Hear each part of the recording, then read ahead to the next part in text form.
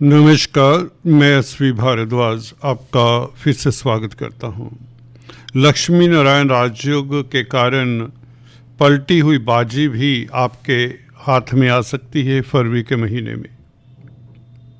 दोस्तों, पूर्व पुण्य इस अवधि में साथ देने वाले हैं। फरवरी का कैसा पूरा महीना रहता है, मासिक राशिफल के जरिए तुला राशि तुला लगन की बात करेंगे इस वीडियो से।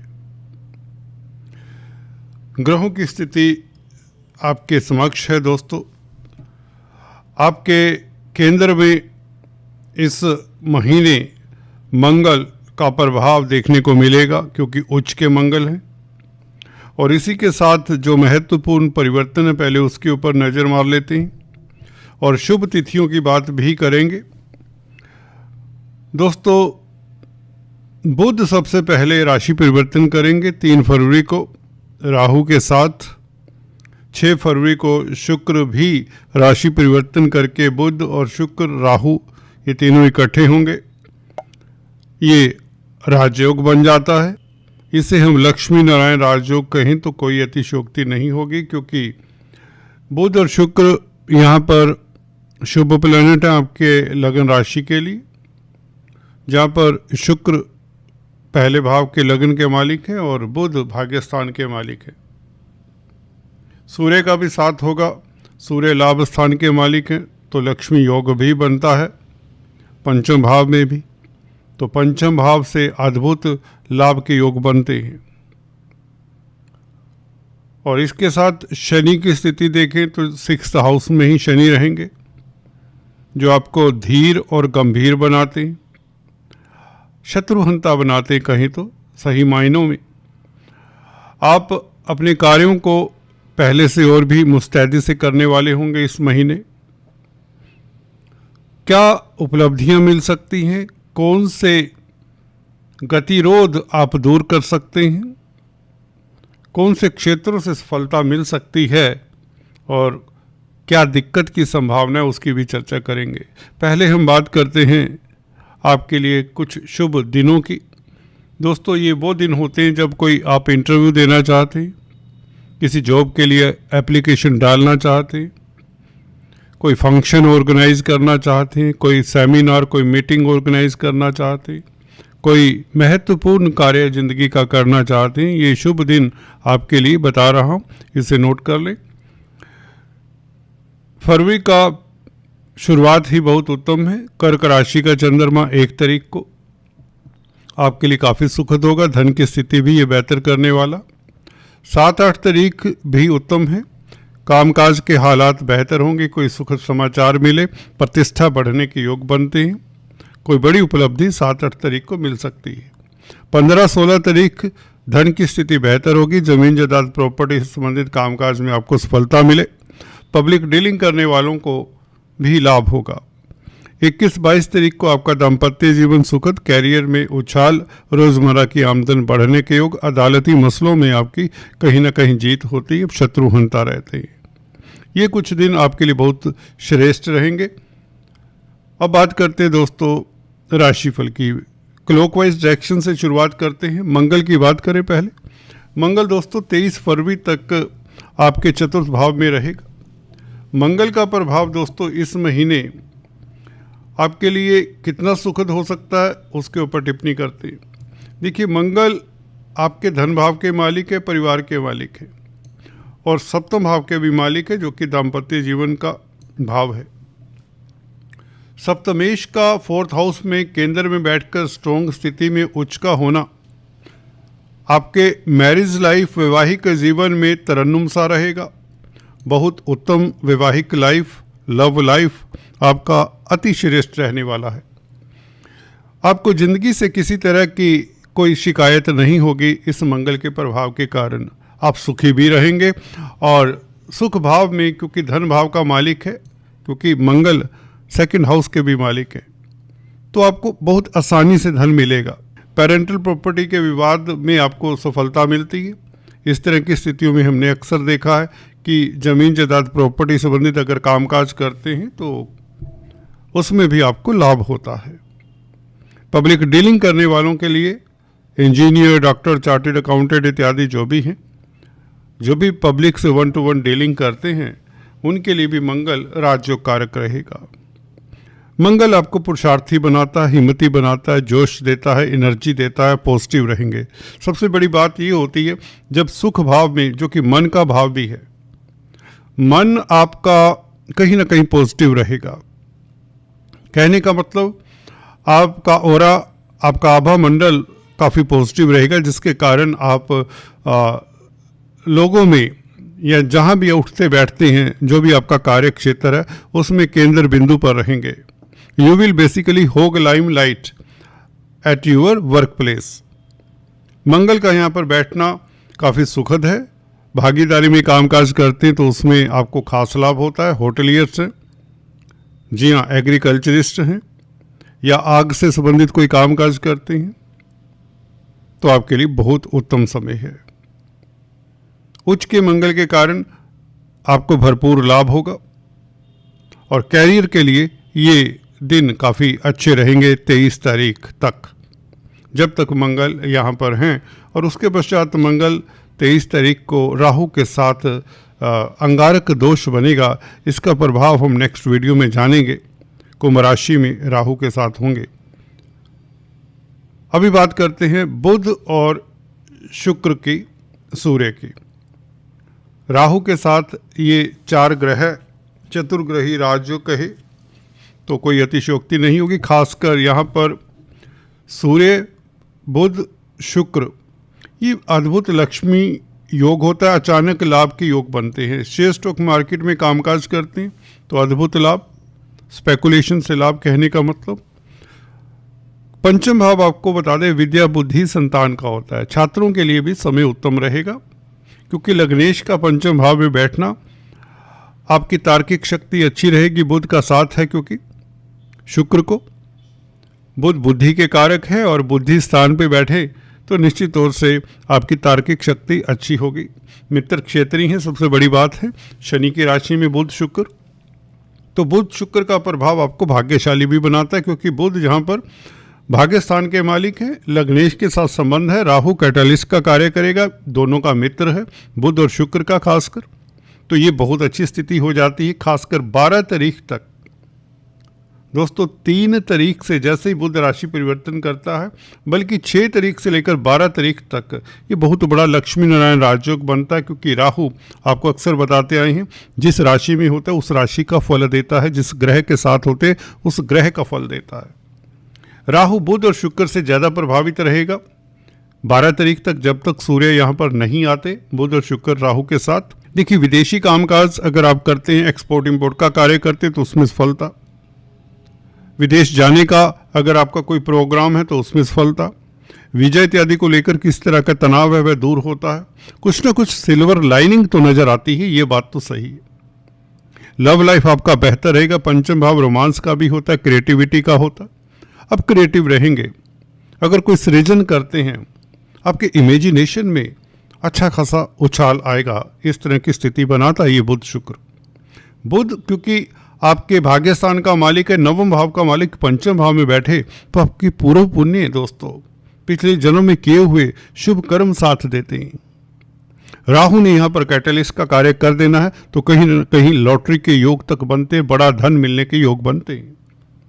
अकस्मात अचानक ढंग से, और क्योंकि राहु के साथ अचानक अकस्मात वर्ड लगाया जाता है। अक्सर जो भी घटनाएं होंगी आपको कई बार उम्मीद नहीं होती, सुखद घटना धन को लेकर, या कोई ऐसे ही कोई समाचार मिल जाए जिसका आपको इंतजार हो, कोई आपकी प्लानिंग सिरे चढ़े, कोई आपका प्रोग्राम सिरे चढ़े, संतान को लेकर कोई सुखद समाचार मिल जाए, पढ़ाई को लेकर, हायर एजुकेशन को लेकर, कॉम्पिटिटिव एग्जाम्स को लेकर कोई अच्छा समाचार मिल जाए, आपकी एडमिशन मन चाहे इंस्टीट्यूट में हो जाए, कोई कॉम्पिटिटिव एग्जाम्स आप उत्तीर्ण कर लें, ये सब संभव है। लगन का मालिक पंचम भाव में भाग्यस्थान के मालिक के साथ हो तो वह परम भाग्यशाली रहने वाले हैं। इसमें कोई अतिशोक्ति नहीं, ये डिक्टम है, ये वैदिक एस्ट्रोलॉजी के, प्राशर एस्ट्रोलॉजी के नियम हैं। लग्नेश और भाग्येश कहीं भी केंद्र में इकट्ठे बैठे हों, त्रिकोण में इकट्ठे बैठे हों, तो व्यक्ति कामयाब होता है, किस्मत वाला होता है, उसके पास संसार के सभी सुख साधन होते हैं। यह योग आपकी कुंडली में अगर है, बुध और शुक्र केंद्र त्रिकोण में अगर इकट्ठे हैं और इनके ऊपर अशुभ प्रभाव नहीं है, तो निश्चित मानिए आपके लिए बहुत उत्तम समय। यही बताते हैं कम से कम 12 तारीख तक। उसके पश्चात क्या होगा?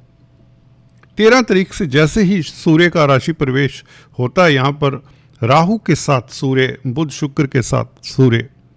देखिए, जहाँ तक बुध की बात है, बुध सूर्य का मित्र है, तो बुध को कोई दिक्कत नहीं होगी। कहने का मतलब भाग्य आपका साथ ही देगा। विदेशी कामकाज में सफलता, आपकी ज्ञान पिपासा बढ़ती ही चली जाएगी। कोई रिसर्च करना चाहते हैं, कोई कमीशन के कामकाज कर रहे हैं, तो उसमें आपके धन लाभ, कोई कॉमर्स का, कोई ट्रेडिंग का कामकाज है, कोई व्यापारी हैं, स्पेकुलेशन का कामकाज, लाभ स्थान का मालिक है सूर्य। बुध और शुक्र के साथ राहु के साथ युति बनाए तो धन आने के योग प्रबल हो जाते हैं। आपकी कोई इच्छा पूर्ति होती है, कोई बड़ी आपकी मनोकामना पूर्ण कर सकता है सूर्य। सूर्य यहाँ पर बता दें स्थान बली होते हैं कालपुरुष की कुंडली में, क्योंकि यहाँ पर सिंह राशि आती है, तो सूर्य को यहाँ पर विशेष बल मिलता है। राहु कहेंगे आप साथ में है, तो ये ग्रहण लगाता है। जी हाँ, ग्रहण दोष तो है, सूर्य राहु का इकट्ठा होना ग्रहण लग जाता है। क्या ग्रहण आपको प्रभावित करेगा? दोस्तों, पंचम भाव में सूर्य को ज़्यादा फर्क नहीं पड़ता। कहने का मतलब आपके आत्मिक बल में कमी तो होगी नहीं, क्योंकि वैसे ही लग्नेश पंचम भाव में है। हाँ, शुक्र प्रभावित कहीं ना कहीं हो जाता है। शुक्र किन बातों का कारका है? ये कारका है कला का, ये कारका है पत्नी का। अगर आप उस जातक हैं, ग्रह लक्ष्मी का कारक है। अपनी पत्नी के स्वास्थ्य का ख्याल जरूर रखें। लग्नेश का त्रिकोण में बैठना, आप भाग्यशाली होते हैं। तो 6 फरवरी से कोई दिक्कत नहीं, बल्कि 12 फरवरी तक कोई बड़ी उपलब्धि मिल जाएगी। 13 फरवरी से धन की स्थिति तो बेहतर रहेगी, क्योंकि लाभ स्थान के मालिक ने शुक्र के साथ संबंध बनाया। शुक्र लग्नेश है, लग्नेश और लाभेश का संबंध, साथ में भाग्येश भी है। भाग्य के कारण लाभ होता है, सिंपल है। विदेशों से लाभ होता है, मल्टीनेशनल कंपनीज में आपकी तरक्की होती है, मल्टीनेशनल कंपनीज में कामकाज करने का मौका मिलेगा, आपकी जॉब लग सकती है। का मतलब अभी हम बात कर रहे हैं सुखद, कहाँ से दुविधाएं आएंगी उसकी भी बात करेंगे, कहाँ से प्रॉब्लम्स आ सकती हैं और वहाँ से कैसे बचकर निकलना है वह भी बात करेंगे। एक तो आपको बता ही दिया सूर्य राहु का ग्रहण दोष है, तो सरकारी तंत्र में आपको बता ही देते हैं। अगर आप सरकारी क्षेत्र में कामकाज करते हैं तो बॉस के समक्ष कम ही जाएं। इसके अलावा गुरु की स्थिति अगर देखें, शनि की स्थिति देखें, शनि और गुरु दोनों ही बेहतर रहेंगे, जिसके कारण आपके लंबी योजना वाले जो प्रोग्राम हैं, जो लॉन्ग टर्म प्लानिंग किए हैं, वो ठीक ठाक चलते रहेंगे। कहने का मतलब जो रूटीन के कार्य चल रहे हैं, जो आपका बिजनेस चल रहा है, जो जॉब चल रही है, जो कोई भी प्रोजेक्ट के ऊपर काम कर रहे हैं, वो ठीक ठाक चलता रहेगा। केतु आपके लिए लाभकारी ही रहेंगे, बल्कि जिनकी केतु की दशा अंतर्दशा है उनके लिए स्थितियाँ इस महीने बेहतर रहेंगी, खासकर 13 तारीख तक उनके लिए भी, क्योंकि सूर्य केतु से दृष्ट रहेंगे तो ये दिक्कत वाला कार्य हो सकता है। सरकारी क्षेत्र में जिनका मसला है, जी हाँ दोस्तों, सरकारी क्षेत्र में जिनका कोर्ट कचहरी में मसला, उन्हें 13 तारीख से थोड़ा सतर्क रहना चाहिए। अदरवाइज स्थितियाँ अनुकूल हैं, पर क्योंकि आप भाग्यशाली हैं तो अगर कहीं कोई प्रॉब्लम आती भी है उसका सोल्यूशन खुद ही मिल जाएगा। सो टेंशन वाला पीरियड नहीं है, किसी भी बात को लेकर कोई आपको दिक्कत नहीं होने वाली। शनि 6ठे भाव में आपको शत्रुहंता बना रहे, राजयोग कारक है, और मंगल के कारण जवाब नहीं है मंगल का। मंगल धन की स्थिति बेहतर करने वाले हैं, और बुध के कारण विदेशी कामकाज में सफलता भाग्य साथ दे। शुक्र के कारण आपका लव लाइफ भी उत्तम रहे, रोमांटिक रहेंगे। कहीं ना कहीं कला के क्षेत्रों से 12 तारीख तक लाभ हो, आपकी क्रिएटिविटी में उछाल होता है, लव लाइफ आपका बेहतर रहता है। स्टॉक मार्केट से आपको अद्भुत लाभ के योग बनते हैं 12 तारीख तक।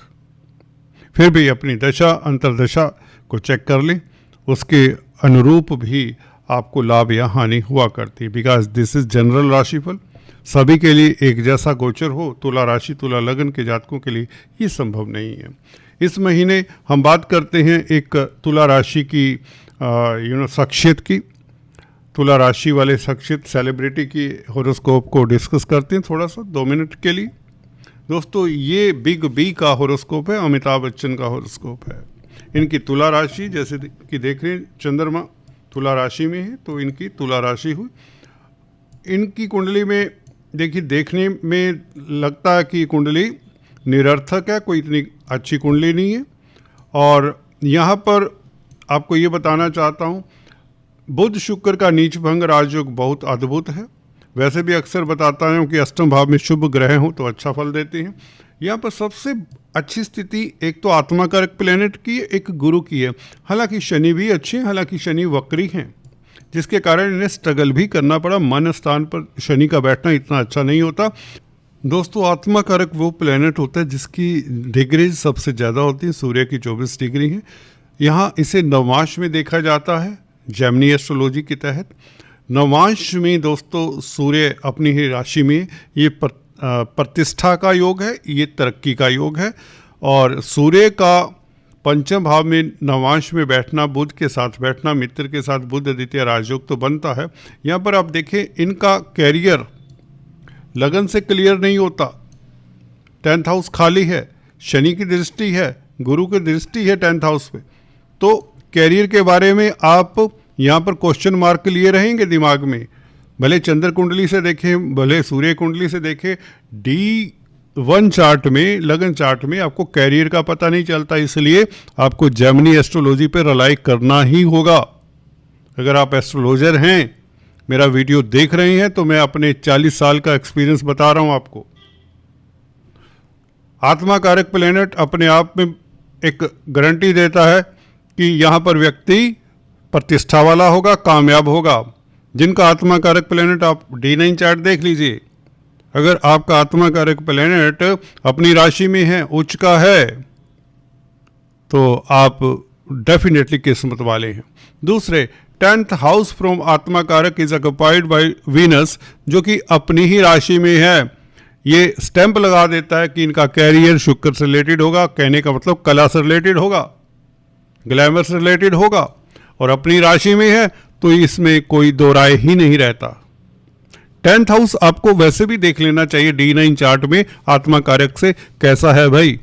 उस ग्रह से संबंधित, उस राशि से संबंधित आपका कैरियर होने के पूरे योग बनते हैं। 10th हाउस के ऊपर क्या प्रभाव है D9 चार्ट में। 10th हाउस फ्रॉम आत्मा कारक। सो आत्मा कारक को आप एक लगन मान सकते हैं। कहने का मतलब एक तो हुआ आपका लगन चार्ट, दूसरा चंद्र चार्ट, चंद्र राशि का चार्ट, सूर्य राशि का चार्ट।